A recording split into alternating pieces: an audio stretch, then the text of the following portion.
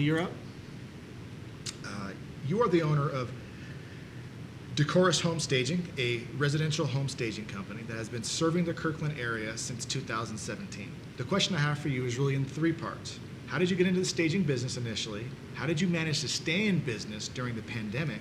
And what have you learned that will help you better prepare for future disruptions in the market? So how I got into staging was in 2015, I had back surgery. And while I was recovering from my back surgery, I watched way too much HGTV. You know we've all done it, right?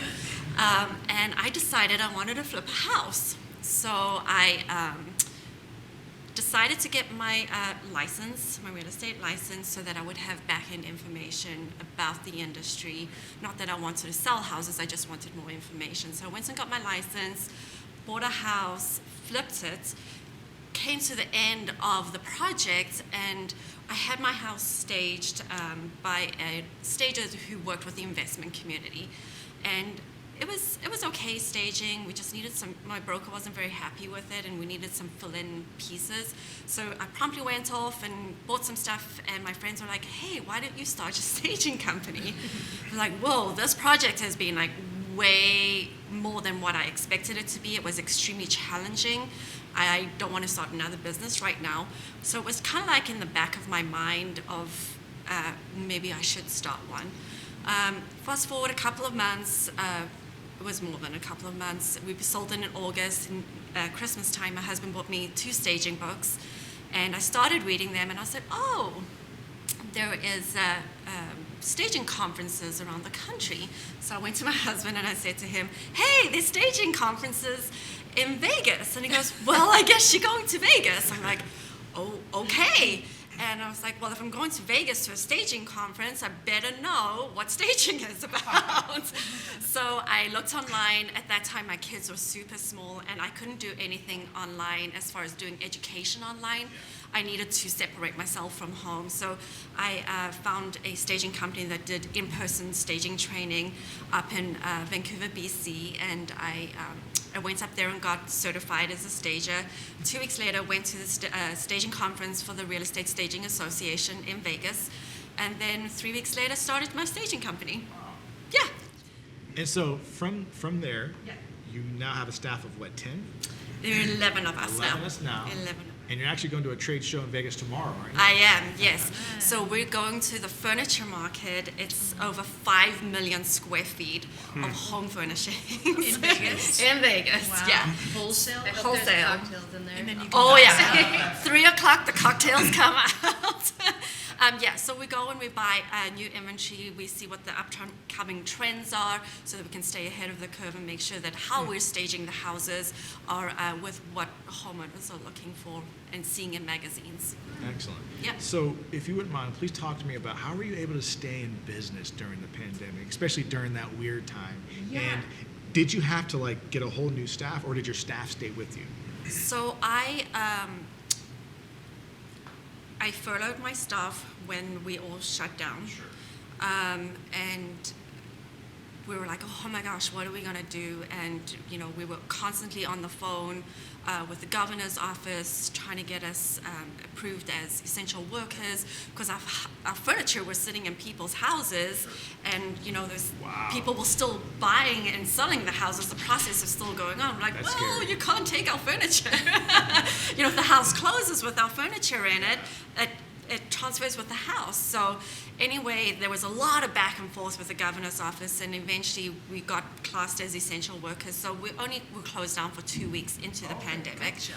Yeah, Wow. so I had a bunch of we were actually on track for our best month ever in March, and we got shut down. So it was just gut-wrenching. But I had a number of contracts on file. So my husband and I, who works with me in my business, we came back together and we started staging those houses. And then slowly but surely, we started bringing our staff back, and we were back to a full staff at the end of June. How I stayed in business was I'm very much a believer in continuing education, not only in how I do my job, but as far as business as well. And I'm part of the Home Staging and Redesign Alliance, and I do a lot of masterminds with them throughout the year. And I had already done a lot of planning for my year of 2020. And so when the pandemic hit, I was like, everyone was talking about pivoting, changing our business.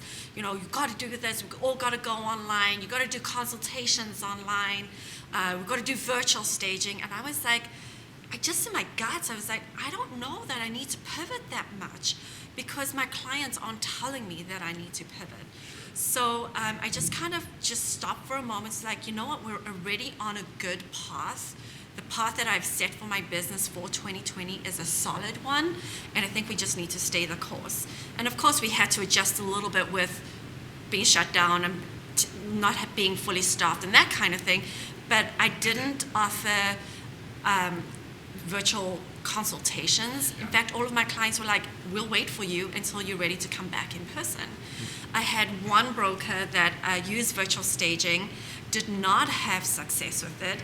And then as soon as we were able to stage again, we staged for them, and within 2 days, the house went pending. So, you know, it was just like, I just listened to my gut, listened to what our clients actually wanted, and they weren't interested in the virtual part of it. Yeah. So we just stayed the course, and we had a 37% growth last year. Wow, excellent. That's amazing. Congratulations. Yeah. You've only been in business for a few years. Yeah. You're doing really, really well. Did you always see yourself as a business owner? Like, what is your background outside of your staging success? No, I'm from South Africa. I used to work for British Airways. Love your accent, by the way. Thank you. My husband would say I don't have an accent anymore. But yeah, I worked for British Airways. 2 days out of school, senior year in school, I started working for British Airways and worked my way up through the ranks in the operations departments. And I got married to my husband and moved to the States in 2005 and just kind of tried to find my way. Worked at Expedia and a value-added reseller in the tech industry. My husband's from the tech industry, and just kind of a little bit of this, a little bit of that, no real path. And then I had my kids, and I was a stay-at-home mom, and I just didn't. It just wasn't enough for me. I needed something a little bit more. So I tried my hand at doing some vintage trading. Loved going to estate sales and finding treasures. I love old things. I think I love preserving history. So then promptly found out that as much fun as it was, I wasn't making very much money doing that. But that gave me a little bit of a taste of that entrepreneurial life and being my own boss. Sure. And then it's like, okay, you know, maybe this is something that I want to try, but somewhere else. So it's nothing that I ever searched for. It just so happened there's like, okay, this is kind of the path that I'm on. And the staging has just blown up, and it's just been super successful for us. Wonderful. Well, yeah. Congratulations to you. Thank you. Do you guys have any questions for her? One question for me would be the trends that have changed, maybe. Like, have you seen a big trend change throughout COVID or just in general? I mean, kind of seems like with HDTV stuff is flipping nonstop, but... Yeah, there's certain trends that are going out, like shiplap is going Oh, is it? Yeah, it is. Everyone's like, yeah, we're kind of tired of shiplap. Yeah. The industrial type look is going out. But it was really interesting because I was telling someone that, you know, I haven't been to market since July last year, so it's almost been 9 months since I've been to market. So it's going to be super exciting to see what the new trends are coming in. But what's fun to see is that there's something for everyone. There's the bohemian look, there's the super glam look, there's, you know, the super trendy modern look, and so it's always fun to just see. So I'm actually, for our local real estate staging association chapter, we have the biggest chapter in the whole country, which is awesome. I'm going to be doing a trends presentation at our next chapter meeting, so it's going to be fun to see what market brings. That's great. I was just going to ask that. Number one, I was just on your website, beautiful website. Thank you. Is what happens when you stock up on something that everyone loves, so you get more of it, and then you're left with stuff that nobody wants, and then how do you communicate to market that, hey, I have this new batch of awesome stuff that I think you really like? Right. Like, So- what is your marketing strategy for that? So staging is there's definitely a difference between staging and designing, right? And interior design. So if you'll notice, I'm sure as brokers you go onto tons of listings and you'll see all the staging. There's certain pieces that just kind of stay the same. Neutral couches, slipper chairs, the beds are all neutral. And how we bring in the trends are just essence of the trends. So it's like, let's just take, for instance, millennial pink, right? We'll do a millennial pink throw pillow with a vase, but we won't get a millennial pink bed. We'll just add those little essence of the trends, right? So that when homeowners come in and the buyers come in, they can kind of see those trends that they're seeing in HGTV magazines and, Elle magazine and that kind of thing. So it's just so we don't overstock our inventory with latest trends that very quickly go out of trend. So we kind of get our use out of what the few things that we do get in for trends, and then we kind of go on to the next one. Natalie, how big is your warehouse? 14,000 square feet. 14? Yeah, we just doubled our warehouse space, so we're just so excited about it. Where is it here? In Kirkland. In Kirkland. That's not cheap. And then how do you it's how do not. you store Yeah, everything? so like all organized Yeah. by lamps, pillows. Yeah, so we have our accessory aisle, our florals, because you have to have everything that would go in a house, right? Bedding, pillows, towels, hand soaps, shower curtains rods, light bulbs. Yeah, we have a very organized warehouse. So as I mentioned, my husband is, he's my business partner. I'm 100% on woman business, but he's still my business partner. I couldn't do it without him. The warehouse is definitely, that is his jam, that is his lane. Our logistics is just amazing.